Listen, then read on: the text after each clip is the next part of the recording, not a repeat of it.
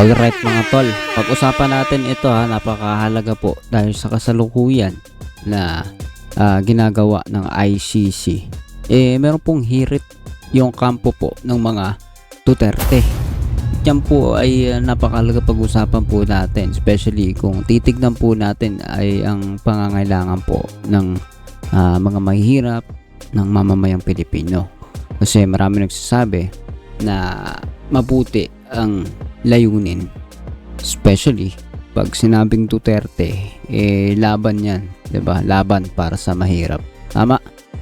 So yun po ang nakasanayan po ng mga tao, pero sa paglipas ng panahon, itong mga EJK victims ay lumalabas na kabaliktaran po ang nangyari. Yan po ang pag-uusapan natin ngayon at meron pong request, no? May suggestion, merong minumungkahi yung kampo po ng mga Duterte sa mga EJK victims kung saan kailangan nila magpakita ng requirements para sabihin na sila po ay biktima. So, napakabigat po, no? Bago po natin umpisahan yan, kung di ka pa nakasubscribe, please hit the subscribe button and notification bell.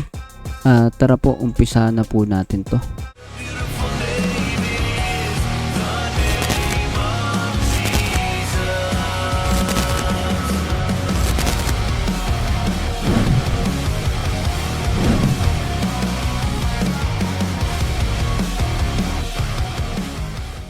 So yan nga po mga tol, napakahalaga po ng pag-uusapan natin, especially when it comes sa mga karapatan ng ating mga kababayan. So sabi po dito, no, sa panayam po dito kay Atty. Conti, hindi makatao at tila walang puso. Ani ni ICC Assistant to Counsel Atty. Cristina Conti ang mungkahi ng kampo ni dating Pangulong Rodrigo Duterte na limitahan lamang sa national ID o pasaporte ang tatanggaping valid IDs ng pre-trial chamber para sa validation ang pagkakakilanlan ng mga biktima. So alam po ba ninyo kung ano ibig sabihin po nun? Halimbawa po, ikaw po ay biktima ng EJK, no? Namatay yung anak mong 2 taong gulang. Halimbawa lang naman, no? Kailangan mo magpakita ng ID. Ng mga biktima, ng mga tao na kasama po dyan sa magiging parte po ng pag-iimbestiga po diyan. No? So hindi ka magiging valid kapag wala ka ng mga requirements na ito. Kung biktima ka, high school ka, o matanda ka na, o ano man, kahit sino ka pa, basta wala kang ID, you cannot be a valid victim sa magiging ICC investigation sa war on drugs ni Duterte. Yan po ang mungkahi ng Duterte camp. So, ibig sabihin, sila po nagbibigay ng suggestion nila yan. So, tignan po natin kung ano pong komento dito ni Atty. Conti. Pakinggan lang natin yung ilang bahagi. Hindi naman natin tatapusin yung video. Play natin. Kasama na po natin si Atty. Cristina Conti. Good morning po, Attorney. Ay, medyo lang tayo, may problema. Attorney?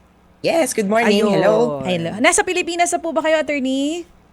Yes, nasa Pilipinas na. Ayan. Diretso po tayo agad dito sa issue, no, kung saan ang kampo nga po ng mga Duterte ay ang gusto po nilang mangyari, mungkahi nila, limitahan sa national ID or pasaporte lang ang tatanggapin na valid IDs ng pre-trial chamber para po sa verification ng pagkakakilanlan ng mga biktima. Ano po ang reaksyon ninyo tungkol dito? Hindi makatao. Parang wala namang puso itong sina Attorney Kaufman at kumaga lutang dun sa sitwasyon sa Pilipinas. Parang hindi niya nga kilala kung sino yung mga mag-a-apply na biktima. Tandaan natin na sa loob ng Pilipinas, kilala natin na ang mga biktima yung mahihirap. Sabi nga namin, hindi naman to naging war on drugs, kundi massacre of the poor. At ang passport, sa totoo lang, para lang sa mayaman yan eh. Kasi kailangan mo ng passport para makalipad ng ibang bansa. Ang karamihan sa mga naging biktima, walang ganyan. Ang sinasabi namin ay practicality din. Ilan lang ba ang merong national ID at naudlot pa nga. Hanggang ngayon nga ay hindi pa tuloy-tuloy yung pagpoproseso nito. Kaya doon kami sa naunang listahan na binigay ng Victims Participation and Reparation Section. Doon po ba anong requirement nung una? Ano talaga for pre-trial chamber, ano lang ang requirement para para makalahok po sila? Ang requirements ay aaprubahan nga, correct, ng pre-trial chamber at ang una nilang i-approve ay yung form. So, nauna na merong na-submit daw na household application form na ginamit nila sa dating mga kaso ng CONI tapos parang sa Ongwen. Ang household application form ay pwedeng i-fill up ng buong bahay imbis ng paisa-isa. Pangalawa, magsasabit kasi ng ID. At dito na nga nagkakatalo-talo kung anong klaseng ID yung isasubmit. And then pangatlo, kung may supporting documents or iba pang mga dokumento na dapat ibigay, nakasaad naman ito. Naasahan namin aprobahan to sa loob ng siguro April para makasimula na yung application by May. So, kung sakali, Attorney Conti, kung hindi itong mga IDs na to ang ipepresenta syempre ng mga pamilya po no, ng biktima, anong ID po available ang po pwede kaya nilang maipresenta? At kung sakali man napayagan ito ng pre-trial chamber, may ugnayan na po ba kayo dito sa Philippine government kung posibleng mabigyan halimbawa ng pasaporte at national ID agad itong pamilya ng mga biktima? Naku, alam nyo, una sa lahat, hindi kami dun sa gagawa ka pa ng extra effort.